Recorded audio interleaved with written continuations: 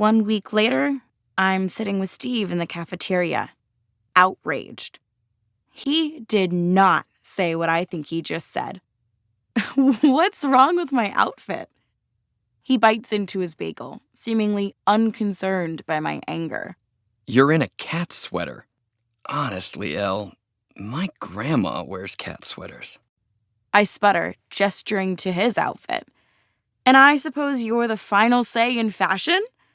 In response, he opens his jacket. Today, his t-shirt says, "Believe in Steve." I rest my case. And the next time you talk to your grandma, tell her she has good taste. He chuckles. I'm just trying to help you out. If you want to wear the most unsexy thing known to mankind, that's your problem. If any other guy said that to me, it would probably break my heart. But Steve has proven time and time again that he's a good guy. And I now consider him a real friend. So when we lock eyes, we both burst into laughter. Whatever. I'll have you know. What's going on, guys? What'd I miss? I smile at my friend as she sits down beside me. Oh, nothing. Steve here was just telling me he hates my outfit. She looks between the two of us, seemingly worried about my reaction. But when she sees the smile on my face, she breathes a sigh of relief. Well, speaking of clothes, what are we wearing to Nova tonight? I look down at my plate. Nova is the biggest club near campus. I met Tom there a little over a month ago, and I haven't been back since. But tonight, they're having a live band, and Nikki has been begging me to go. But just thinking of it has me squirming in my seat. I don't know if I can do it. What if... You're going. Nikki and I both look at Steve. What? He cleans up his breakfast and gives me a look. Everyone's going to Nova tonight. It's going to be a blast. And you can't hide from Tom forever. Ugh. I hate how he knows me this well after just a week. He leans over the table and puts his hand over mine. Come on, Elle. We've talked about this. You need to show him you don't care. I blow out a breath. Steve has given me invaluable advice over the past few days. And I know he's right about this, too. Fine. I'll go to Nova. Steve and Nikki both whoop and holler. Nice! Joel and I will be there by 9. When Steve mentions his friend's name, he winks at Nikki, and she turns red. I smile and nudge my elbow into her side.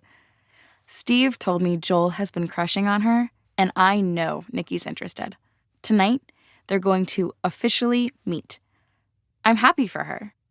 At least romance is in the air for someone. Steve gets up, but before he leaves, he eyes my sweater again.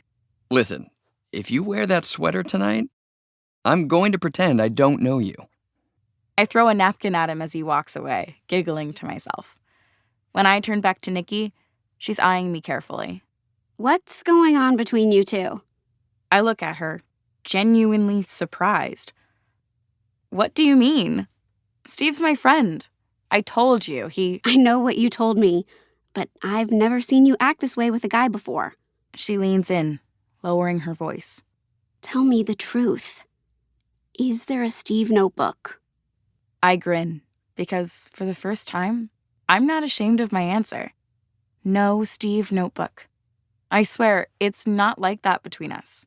He's just my friend.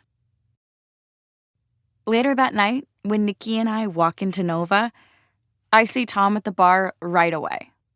But I'm relieved to realize that I don't care. The only thing I feel is a tinge of regret because I never should have given a guy like him the time of day. Looks like Steve cured this lovesick girl after all. Nikki turns from the bar and squeezes my arm. You okay? I look over at her, grinning from ear to ear.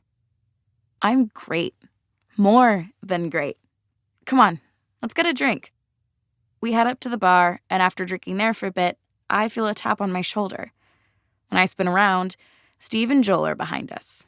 Steve goes to say something, but then his eyes snag on my dress. Wow, That's not a cat sweater. I strike a pose. You like? He looks guarded for a second, but then his smile goes back in place. You look amazing. In fact, this calls for a shot. After introducing Joel and Nikki, who can't keep their eyes off each other, we all hold up our drinks to cheers. To the death of cat sweaters. May they never darken our doorsteps again. We all laugh, then throw the shot back. 2 more shots and a drink later, Steve and I are on the dance floor. He's a terrible dancer, and when a quiet, slow song comes on, I tell him.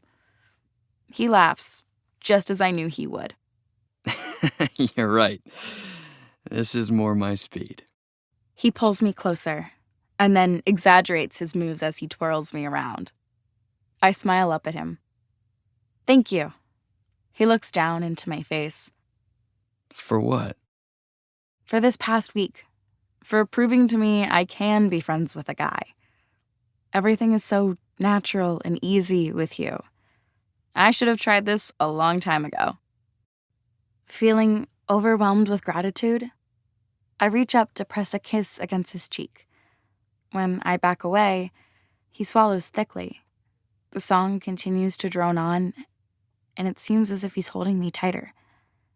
I'm lost in his gaze, when all of a sudden, I realize his face is getting closer. And then his mouth is on mine. I barely have time to react before he pulls away. Crap, I'm sorry. I don't know what came over me. I press a finger to my lips, shocked. Steve runs both hands through his hair. It's just you, in that dress. And you're right. It's so easy between us. He gives me a pained look. I was serious when I said I wanted to help you out. Your friendship is important to me, Elle. Please tell me I didn't just screw everything up. I see the worry in his gaze, but all I can concentrate on is how his lips felt against mine. I look Steve over and wait for it to happen. The part where I imagine our future and him whisking me away into the sunset.